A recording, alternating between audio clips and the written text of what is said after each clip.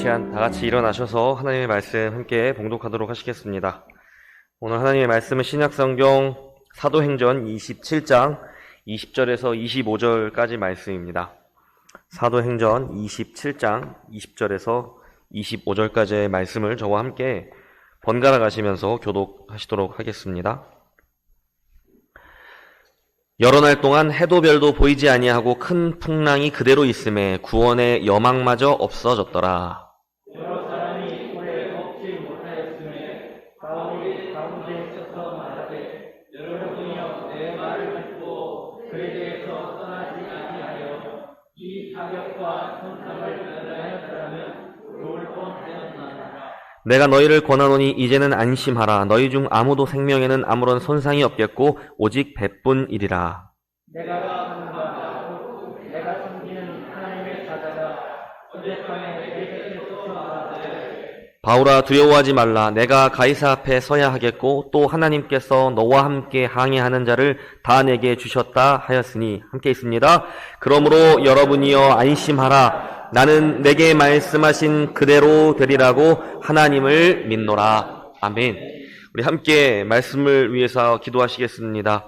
하나님께서 사랑하시는 이 성포 성서 침례 교회 안에 살아있는 하나님의 말씀으로 충만케 하시고 주의 말씀이 우리를 이끄시는 대로 하나님의 말씀에 순종하여 주님이 주신 그 뜻을 펼치고 완성하는 그 사명을 완수하는 교회 되게 하여 주시옵소서. 오늘 하나님께서 선포해 주실 이 귀한 말씀이 우리 마음에 하나님의 음성으로 들리기를 원하며 예수님의 이름으로 기도드립니다. 아멘. 착석하시겠습니다. 오늘 사도행전 27장 또 28장까지의 말씀을 다루면서 모두 거친 바다로 가자, 거침없이 라는 제목으로 말씀을 나누겠습니다. 네, 2015년 12월 20일이 제가 송포교회에서 처음으로 말씀을 이렇게 이 자리에서 전한 날입니다. 그날 제가 마가복음 8장 본문을 가지고 기적보다 사랑이라는 제목으로 말씀을 나누었습니다. 오늘 청년부 특송에도 이렇게 이야기했던 이 적은 떡과 물고기를 가지고 예수께서 많은 사람들을 배불리 먹이신 후에 제자들과 배를 타고 이동하는데 제자들이 이제 배가 고파서 먹을 거 찾더니 떡이 한 덩어리밖에 없는 겁니다. 그러니까 이 떡 한 덩어리를 보고 너무 적으니까 동요하고 근심하고 막 염려하는 제자들을 향해서 예수께서 가르침을 주시는 그런 장면이었죠. 그래서 내 손 안에 있는 이 작은 떡 한 덩어리 때문에 두려워하고 염려하기보다는 이전에 하나님께서 우리에게 베풀어 주신 그 사랑, 그 놀라운 일들을 기억하면서 소망을 갖자, 뭐 이런 내용의 말씀을 전했습니다. 다 기억이 나시죠? 아주 떨리는 마음으로 그 설교를 준비해왔던 날이 생생합니다. 제가 그동안 송포에서 준비했던 설교들을 대충 세보았는데요. 수요 예배가 58번, 주일 예배 설교가 한 7번, 송포 세미나를 11번 준비했고, 수련회 같은 거 이렇게 제외하고 학생부 주일 예배 설교만 한 대략 한 170번 정도를 준비를 했었더라고요, 제가. 그래서 정확하진 않지만 대략 한 250번 정도의 설교를 이렇게 했었는데, 얼마 전에 제가 정말 이 설교에 대해서 다시 초심으로 돌아가게 되는 그런 사건이 하나 있었습니다. 최근에 우리 집사님들 가정이랑 같이 식사를 하는 자리가 있었는데, 그래서 이렇게 막 교제를 나누다가 설교 이야기가 나왔습니다. 그래서 집사님 한 분이 저에게 그런데 목사님 설교가 좀 너무 어려워서 이해하기가 참 어려울 때가 있어요, 이렇게 말씀하시는 겁니다. 그러니까 제가 속으로 그래, 맞아, 우리 목사님 설교가 좀 어려울 때가 있어 이러면서 제가 막 옳다구나 하고 맞장구를 쳤거든요. 맞습니다, 좀 어렵죠? 예, 맞습니다, 좀 어려울 때가 있습니다. 저도 어려울 때가 있습니다, 이렇게 얘기했더니 옆에 다른 성도님 한 분이 그게 아니라 우리 전도사님도 설교가 좀 쉬워질 필요가 있어요, 이렇게 하시는 거예요. 그래서 그냥 잘 이제 집중하지 않으면 따라가지 못할 때가 많아요, 그러시는 겁니다. 그랬더니 앞에서 말씀하셨던 집사님이 그래요, 그 집 목사님이 아니라 전도사님 설교가 어렵다고요, 이러시는 거예요. 그래가지고 제가 뒤통수를 하는데 당 맞은 것처럼, 네, 그럴 수가 있나. 왜냐면 저는 굉장히 쉽게 설교를 잘 준비하고 있다고 철석같이 믿고 있었거든요. 이렇게 설교를 하면서 성도님들이랑 이렇게 눈에 마주치면 다 알아들으시는 것처럼 분명히 고개를 이렇게 끄덕끄덕 하셨거든요. 그래가지고 저는 다 잘 알아듣고 계시는구나. 내가 정말 설교를 쉽게 잘 설명하고 있구나, 이렇게 철석까지 믿고 있었는데, 그게 아니라는 걸 알고, 큰 착각을 하고 있다는 것을 알고, 큰 반성을 했습니다. 그러니까 우리 청년들이 아마 밑에서 예배 드리고 있을 텐데, 우리 청년들도 설교를 듣다가, 목사님 설교가 좀 어렵다. 그러면 조용히 목사님이랑 이렇게 윙크를 한번 해주세요. 이렇게 목사님께 설교 어렵다고 이렇게 신호를 주시기 바랍니다. 이 앞에 있으면 되게 잘하고 있다고 생각이 들 때가 많았는데, 우리 목사님께서 저에게 고별 설교라고 아직 이름도 무겁게 이 고별 설교를 준비하라고 하실 때 정말 고민이 많았습니다. 어떤 말씀을 준비해서 우리 성도님들의 눈에서 눈물을 쏙 빼야지 이런 생각을 하면서 어떤 설교를 준비하지 이런 마음이 있었는데요. 그러다가 괜히 나만 우는 거 아니야 이런 생각도 들고 이런저런 생각을 하다가 결국은 하나님께서 오늘 저와 여러분에게 정말로 모두에게 하나님이 주시고 싶은 귀한 말씀을 가지고 왔습니다. 그래서 오늘 말씀을 통해서 저와 여러분 모두의 마음에 하나님의 마음 또 하나님의 복음으로 충만해지는 그런 시간이 될 것으로 믿습니다. 네, 우리 말씀 속으로 한번 들어가 보겠습니다. 액션 영화 좋아하시죠? 여러분 뭐 어른들 007 시리즈도 되게 좋아하시고 액션 영화에서 빠질 수 없는 장면이 바로 이 차량 추격신입니다. 고속도로나 심지어는 이 시가지에서 막 차량이 고속으로 막 달리면서 쫓기고 막 차량이 막 폭발하기도 하고 그런 차량 추격신은 액션 영화에서는 빠질 수 없는 장면입니다. 왜냐하면 사람들이 이렇게 손에 땀을 쥐게 하는 그 박진감 넘치는 추격신을 굉장히 좋아하기 때문인데요. 성경이 기록될 무렵의 세계에서는 당연히 영화 같은 것이 없었죠. 그래서 그때는 극장에서 펼쳐진 어떤 공연이나 아니면 책을 통해 글로써 그런 문화 생활을 누렸습니다. 그래서 우리가 액션 영화를 보는 것처럼 고대 사람들은 어떤 모험 소설 같은 것을 즐겨 읽었다고 합니다. 어떤 영웅이 어떤 사람들이 모험을 떠나면서 경험하게 되는 많은 일들을 글로써 이렇게 즐겼던 것이죠. 그런데 그런 모험 이야기에서 반드시 빠지지 않고 등장하는 이야기가 뭐냐면 항해의 이야기라고 합니다. 그리고 그냥 항해가 아니라 태풍을 만나서 표류하고 막 배가 부서지는 그런 어떤 표류하는 이야기 이런 것들이 빠지지 않고 등장했다고 합니다. 마치 오늘날 액션 영화에서 차량 추격신이 빠지지 않고 등장하는 것처럼 당시의 모험 소설에는 그런 항해를 하면서 표류하는 이야기가 단골 소재였다고 이야기를 합니다. 그런데 사도행전 27장이 바로 그런 항해와 표류의 이야기라는 것입니다. 오늘날로 따지면 자동차 추격신 같은 내용이 오늘 사도행전 27장에 기록되어 있는 것입니다. 그러니 아주 흥미로웠겠죠? 당시에 읽는 사람들도 굉장히 흥미로워했을 것입니다.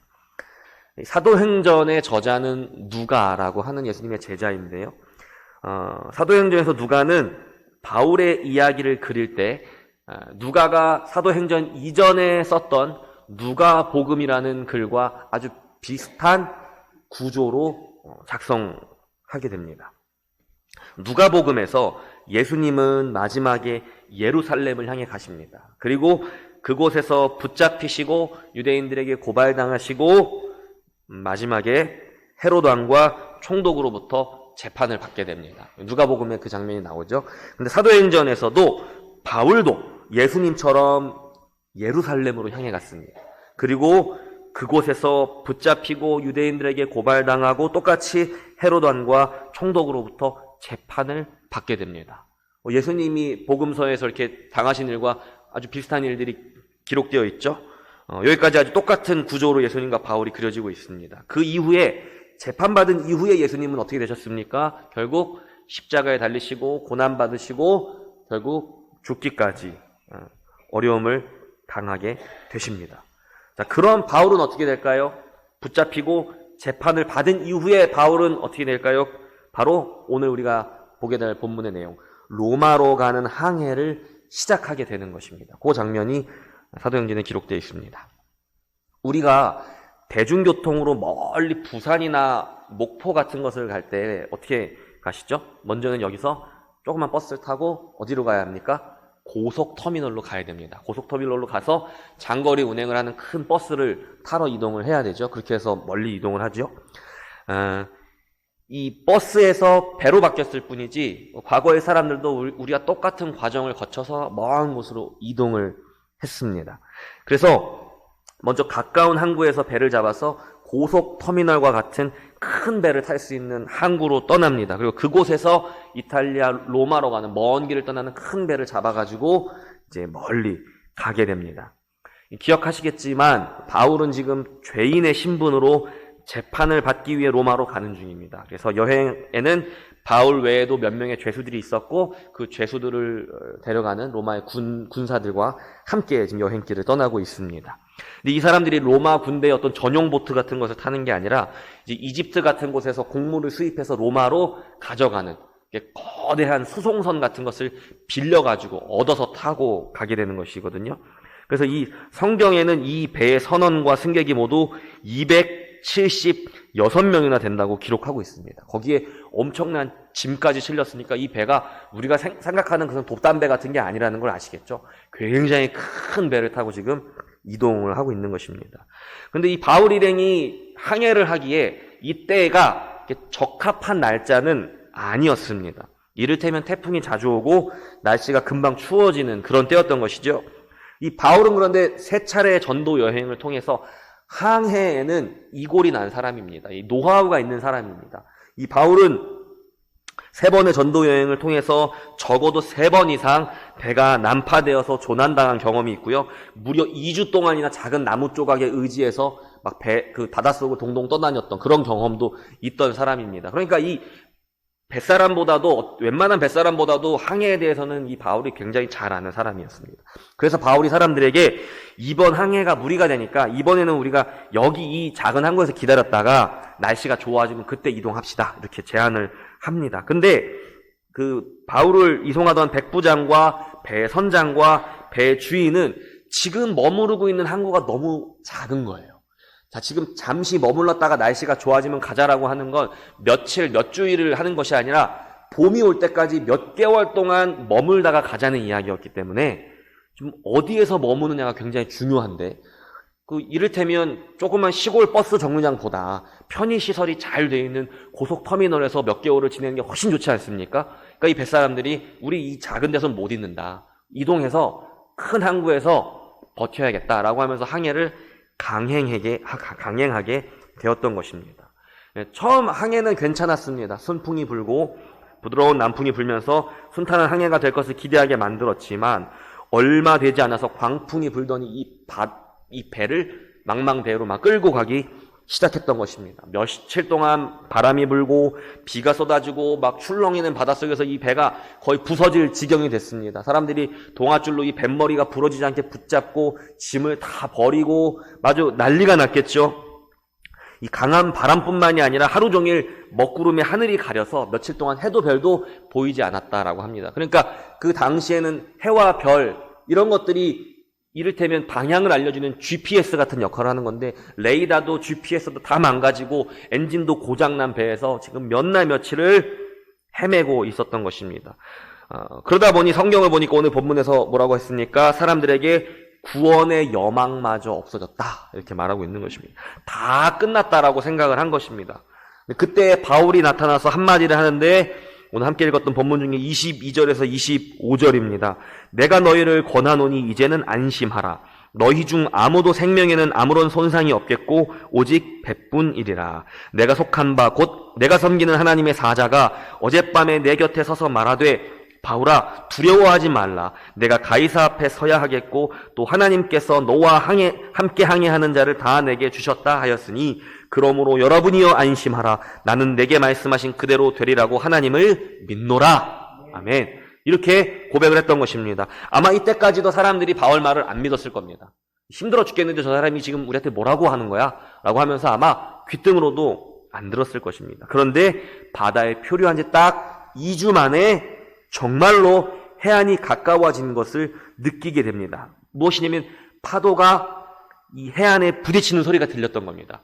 쫙 하고 육지다 라는 소리가 들린 겁니다. 멀리서. 그러나 아주 늦은 밤이었기 때문에 아무것도 보이지 않는 것이죠.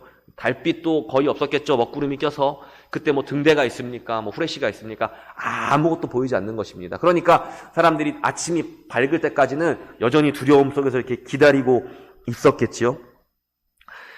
바울이 근데 그때에 같이 식사를 하자고 이야기를 하는 것입니다. 이 사람들이 지금 2주 동안 밥을 못 먹었거든요. 식음을 전폐하고 각자 자기들이 믿는 신에게 기도를 하기도 하고 입맛이 없었겠죠. 당장 죽을 지경이 됐는데. 그래가지고 배를 다 굶고 있는 상태였는데 바울이 먹자, 먹어야 산다, 먹어야 한다라고 이야기를 한 것입니다. 그리고 모두를 앉혀놓고 다시 한번 여기 있는 사람 중에 머리카락 하나도 잃어버리지 않게 될 것이다 라고 장담하면서 안심시킨 후에 모두의 앞에서 하나님께 기도를 드리고 함께 먹기를 시작했습니다. 마침내 아침이 되자 어딘지는 모르지만 이 해안이 보였습니다. 사람들이 이제 합심하여서 배를 정박하려고 하는데 다시 한번 위기가 닥칩니다. 로마 병사들이 갑자기 바울을 포함한 모든 죄수들을 죽여야겠다라고 생각을 하는 것입니다. 그 사람들이 왜 갑자기 이런 엉뚱한 생각을 했냐면 어딘지도 모르는 곳에 배가 정박하게 되면 이 죄수들이 다 뿔뿔이 도망갈지도 모른다. 이 배에서 내리는 순간 우리의 컨트롤을 벗어나기 때문에 이 죄수들이 다 도망갈지도 모른다라고 염려하는 것입니다. 그런데 그렇다고 죽일 것까지 있느냐? 왜냐하면 그 죄수들을 놓치고 그 죄수들이 더 도망가 버리면 자기들이 죽게 되거든요. 로마는 그런 곳이었습니다. 로마 군대는 그만큼 잔혹한 곳이었습니다. 그러니까 자기의 목숨을 보존하기 위해서는 위험 요소가 될 수 있는 것들을 제거해야 된다고 생각을 했습니다. 2주 동안 그래도 죽음의 위협 앞에서 같이 동고동락했었는데 그래도 뭐 좀 의리라는 게, 정의라는 게 생겼을 법도 한데 이 로마의 군대란 이렇게 잔혹한 곳이었던 것입니다. 자, 그런데 그들이 이 바울과 많은 죄수들을 죽이려고 하는 순간 백부장이 그 일을 가로막습니다. 27장 43절을 보면 그 이유가 나오는데 백부장이 바울을 구원하려고 하기 위해서 그렇게 가로막았다라고 나오는 것입니다. 백부장은 바울과 함께했던 그 모든 순간들 속에서 바울이 아마 보통 사람이 아니라는 것을 눈치챈 것 같습니다. 그 백부장의 생각에는 그는 살려둘 가치가 있는 사람이라고 여겼던 것 같습니다. 그리고 더욱 중요한 것은 그 모든 일의 배후에는 바울을 향한 하나님의 섭리가 있었다.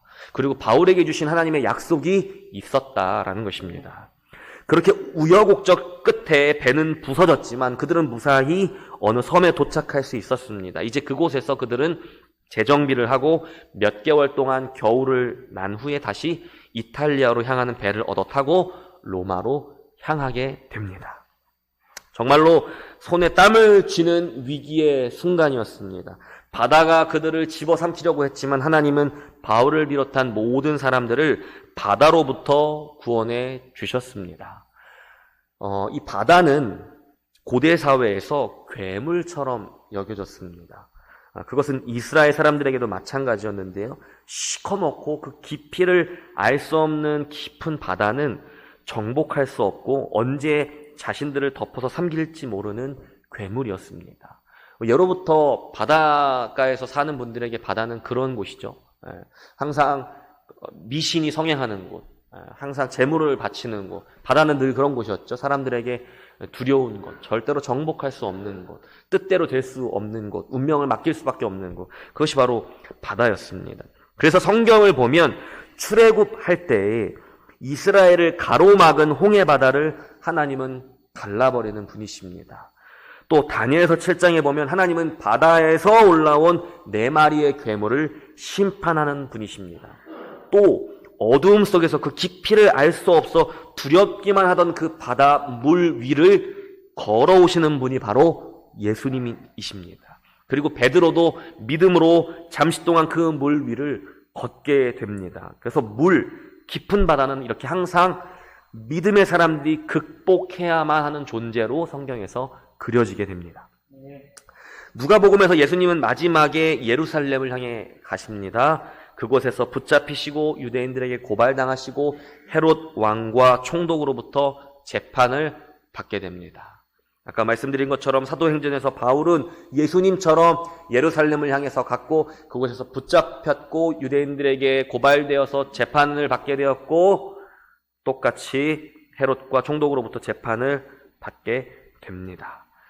누가복음에서 예수님은 재판을 받으시고는 십자가의 고난에 던져지시고는 죽음을 맞이하셨습니다. 사도행전에서 바울은 재판을 받고는 어디에 던져졌느냐? 그는 거친 바다에 던져졌습니다. 바울에게는 그곳이 예수님의 십자가가 있었던 자리였던 것입니다. 죽을 위기를 맞이하게 되었습니다. 그런데 이 일들이 어떻게 되었습니까? 예수님과 바울이 그 일들이 어떻게 되었습니까? 성경은 사망도 예수님을 붙잡아 둘 수 없었다라고 기록합니다. 그가 온 세상을 구원하는 일에 있어서 이 세상은 예수님을 죽음으로까지 몰고 갔지만 그 죽음조차 예수님을 붙잡아 줄 수 없었다라는 것입니다. 그는 마침내 죽음에서 부활하셨고 새로운 생명을 이 세상에 가져오셨습니다. 마침내 복음이 성취된 것입니다. 바울은 어떻습니까? 오늘 사도행전은 우리에게 그 어떤 풍랑도 이 바울을 붙잡아 둘 수 없었다고 기록합니다.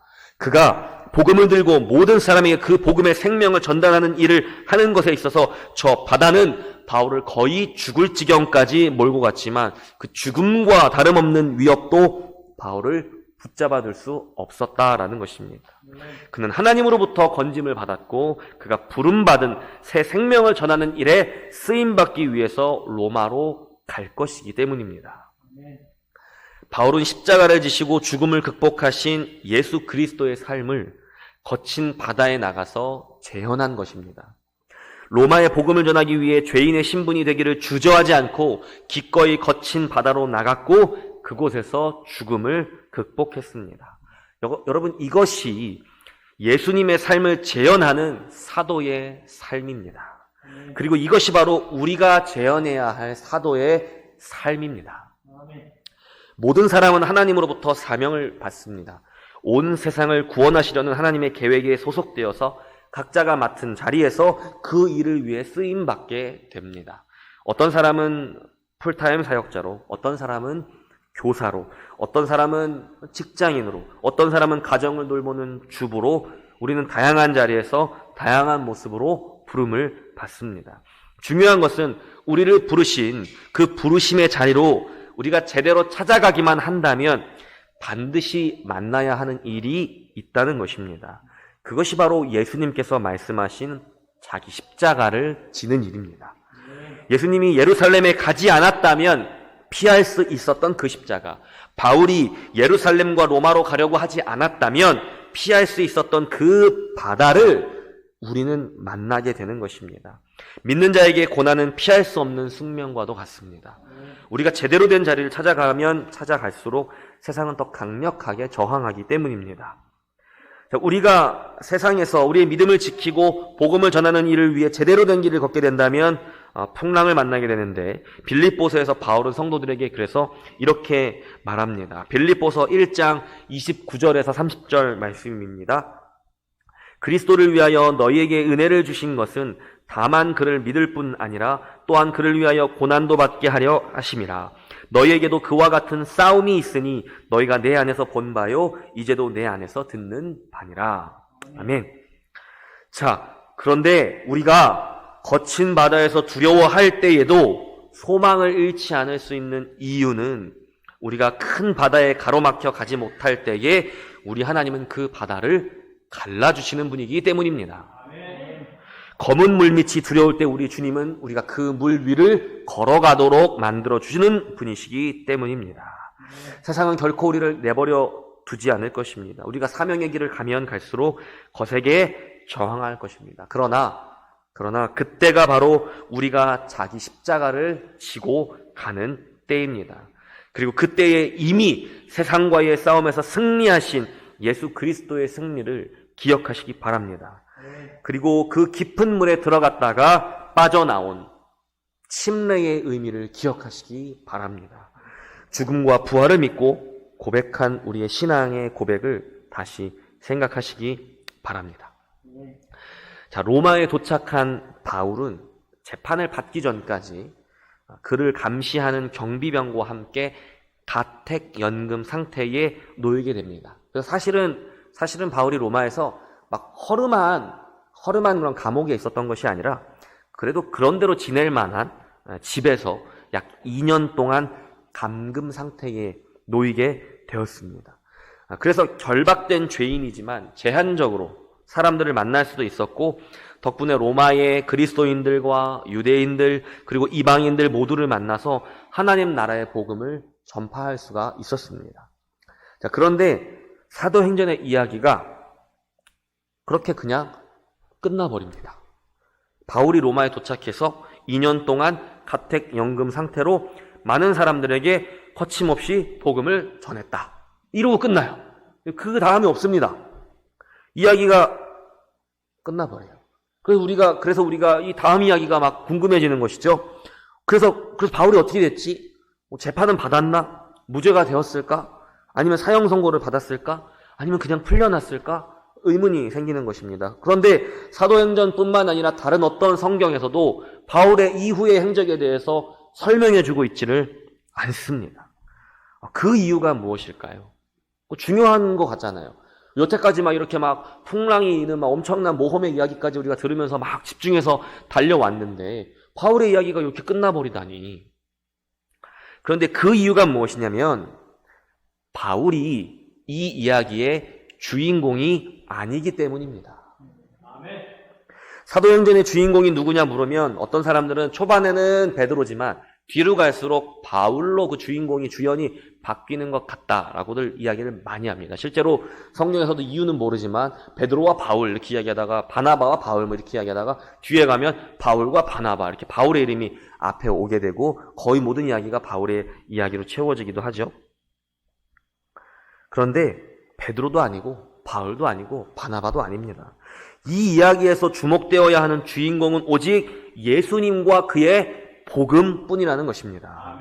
바울을 비롯한 많은 사람들, 베드로, 야고보, 바나바, 스데반과 같은 사람들은 복음을 전하기 위해 고난을 받아야 했고 누군가는 죽어야만 했습니다. 사도행전은 복음이 어떻게 땅끝까지 전달되었는가를 우리에게 보여주었습니다. 모욕과 위협과 협박과 심한 매질과 심지어 죽음까지도 복음을 전하는 사람들을 위협했지만 결국 복음은 로마에 도착했습니다.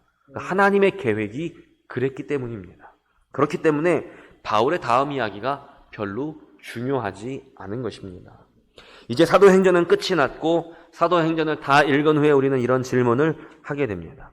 그럼 그 다음은 어떻게 될까? 이것이 바로 이 사도행전을 적은 누가가 우리에게 전하고 싶은 이야기입니다. 여러분, 이 다음은 어떻게 되어야 할까요? 땅 끝이라고 생각했던 로마까지 전해진 이 복음은 이제 어디로 가야 할까요? 예수께서 땅 끝까지 이르러 내 증인이 되리라 말씀하셨는데 그 당시에 바울로서는 땅 끝이라고 생각했던 많은 사람들에게 땅 끝이라고 생각했던 로마까지 이 복음이 갔는데 그 다음은 어디로 가야 할까요? 바로 우리의 땅 끝으로 가야 하는 것입니다. 사도행전의 이야기를 듣고 각자 자신들의 땅 끝으로 이 예수와 예수의 복음을 전달한 사람들이 있었기 때문에 오늘날 우리가 이 이야기를 들을 수 있는 것입니다.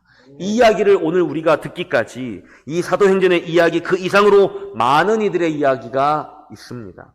복음이 로마에서 전 유럽과 영국, 미국에까지 전달되었고 그 복음은 다시 동아시아 국가인 우리 대한민국에까지 오게 되었습니다.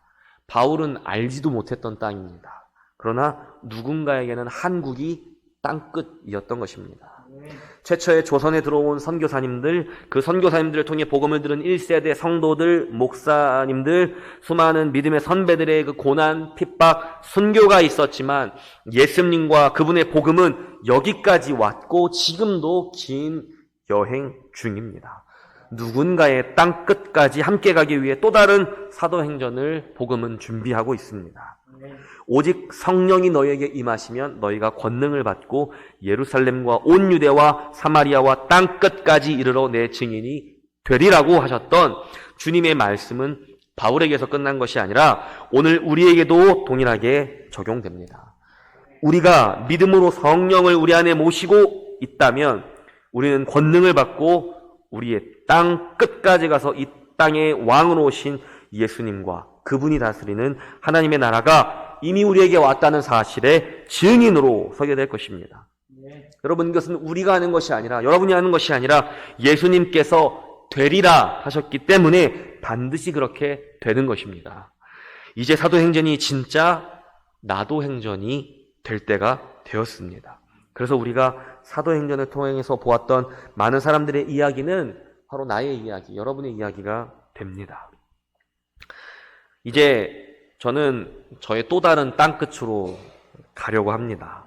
다시 한번 거친 바다로 나가려고 합니다. 많은 분들이 묻습니다. 우리 성도님들도 묻고 우리 또 사랑하는 선후배 동역자들이 특히나 왜 가야 되냐? 왜 가냐? 떠나는 이유가 뭐냐? 이렇게 묻습니다. 제가 사역지로 옮기기로 결단한 후에 우리 목사님과 많은 이야기를 나누면서 목사님 저는 구구절절 다 설명하고 갈 겁니다. 오해가 없이 제 속 마음이 남김없이 다 전달될 수 있을 정도로 시시콜콜한 것까지 다 말하고 갈 겁니다. 이렇게 말씀을 드렸습니다. 그런데 오늘 제가 막상 말씀을 드리려고 하니까 드릴 수 있는 말씀이 한 가지밖에 없는 것입니다. 하나님의 말씀이 저에게 이야기해 주는 것은 한 가지밖에 없는 것입니다. 환경이나 조건 때문이 아닙니다. 또 아는 분들은 아시는 친교회 때문에 가는 것도 아닙니다. 또 사람이나 관계 때문에 가는 것도 아니고 아내와 아이들 때문도 아니고 또 제 생각 때문도 아닙니다. 오직 제게 주신 예수 그리스도의 이름과 그분의 복음 때문이다라고 담대히 말씀드릴 수 있습니다. 그 복음을 거침없이 제 삶의 땅끝으로 전하기 위해서 새로운 도전의 결단을 했다라고 말씀드리기 원합니다. 여러분, 사도행전의 마지막 문장이 무엇인지 아십니까? 하나님의 나라를 전파하며 주 예수 그리스도에 관한 모든 것을 담대하게 거침없이 가르치더라 입니다. 그런데 이 신약 성경의 원문인 헬라어, 옛날에 고대 그리스어로 적혀 있는 것을 보면 마지막에 오는 단어가 거침없이입니다. 거침없이. 그래서 그것을 적용해서 다시 읽어보면 이렇게 됩니다. 하나님의 나라를 전파하며 주 예수 그리스도에 관한 모든 것을 담대하게 가르쳤다. 거침없이 하고 끝나게 되는 것입니다. 느낌이 많이 다르죠? 담대하게 가르쳤다. 거침없이. 뭔가 굉장히 우리의 심장을 탁 치면서 글이 끝나게 되는 것을 느끼게 되죠. 하나님의 복음은 우리를 통해 거침없이 전파될 것입니다. 우리가 각자의 거친 바다로 나가고 자기의 십자가를 지고 자기의 땅끝으로 나아갈 때 그곳에서 예수 그리스도의 복음은 거침없이 전파될 것입니다. 사랑하는 우리 송포 성서 침례교회 성도 여러분, 우리 각자의 땅끝으로 가기 위해 함께 거친 바다로 나갑시다. 거침없이 함께 기도하시겠습니다.